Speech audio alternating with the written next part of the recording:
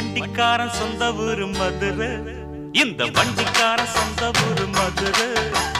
சண்டித்தனம் செய்யலாம குதிரை, சாட்டையுடன் நிக்கிறப்போ எதிர சிந்திக்குது அச்சப்பட்டு குதிரை.